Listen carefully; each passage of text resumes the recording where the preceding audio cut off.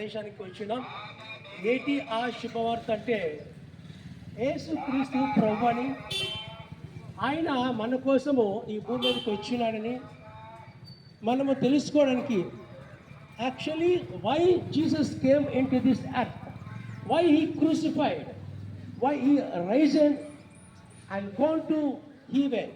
ఇది మనం తెలుసుకోవడానికి ఈ ప్రదేశానికి మనం వచ్చాం. ఎందుకు ఆయన ఈ భూమి మీదకి వచ్చారు, ఆయన ఎందుకు నల్లగొట్టబడ్డారు, ఆయన ఎందుకు చనిపోయారు, ఎందుకు తిరిగి మరి పరలోకానికి ప్రయాణం అయ్యే విషయం గురించి మనం తెలుసుకుందామని ఈ ప్రదేశానికి మనం వచ్చాం.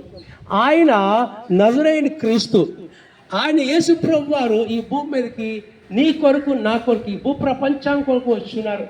ఈ భూప్రపంచంతో పాపముతోటి, దోషముతోటి, అతిక్రమంతో, శాపంతో, మరణాలతో పడి ఉంటుండగా దేవుడు తన మహిమ కొరకు, తన కనికరం చెప్పున నేను పుట్టించిన బిడ్డలు చనిపోవడం వీల్లేదు, చనిపోయిన వాళ్ళు నాలాగే తిరిగి లేవబడాలి. పరలోకం దేవుడు ఏర్పాటు చేసిన పరలోకము మనుషులు ఉండడానికి, తన బిడ్డలు ఉండడానికి కోసం, కానీ నరకంలో పడిపోవడానికి కాదు.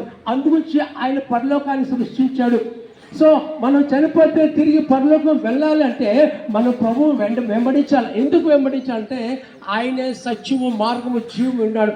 ఆయన జీవం పొందుకోవాలా, ఆయన ఈ లోకానికి వెలుగుతున్నాడు. ఆయన వెంబడించాలి. మనం ఈ లోకంలో మనం వచ్చాము, ఆయన వెంబడించాలి. ఎందుకు వెంబడించాలంటే 5 గాయముల ద్వారా ఆయన 5 wounds of blessings అంటారు దాన్ని. 5 గాయముల ద్వారా మనల్ని దీవించాడు. ఆయన మనకున్న ప్రతి పాపము బట్టి, ప్రతి అతిక్రమం బట్టి, ప్రతి శాపం బట్టి, మరణం బట్టి మనకున్న